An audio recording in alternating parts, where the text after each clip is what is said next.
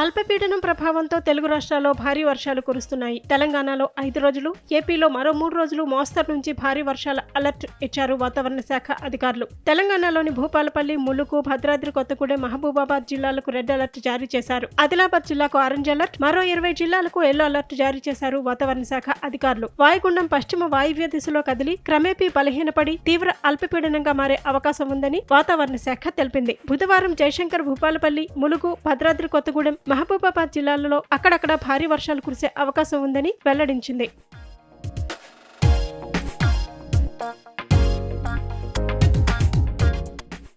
గురువారం తెలంగాణలోని కొన్ని జిల్లాల్లో ఉరుములు, మెరుపులతో గంటకు 30 నుండి 40 కిలోమీటర్ల వేగంతో ఈదురుగాలులతో కూడిన మోస్తరు వర్షాలు ఆదిలాబాద్, కొమరంభీం, మంచిర్యాల, నిర్మల్, నిజామాబాద్, జగిత్యాల, రాజన్న సిరిసిల్ల, కరీంనగర్, పెద్దపల్లి, జయశంకర్, భూపాలపల్లి, ములుగు, భద్రాద్రి కొత్తగూడెం, ఖమ్మం, మహబూబాబాద్, వరంగల్, హనుమకొండ, జనగాం, సిద్దిపేట, రంగారెడ్డి, హైదరాబాద్, మేడ్చల్, మల్కాజిగిరి జిల్లాల్లో అక్కడక్కడ ఉరుములు, మెరుపులతో గంటకు 30 నుంచి 40 కిలోమీటర్ల వేగంతో ఈదురుగాలులతో కూడిన మోస్తరు వర్షాలు కురిసే అవకాశం ఉందని వాతావరణ శాఖ పేర్కొంది.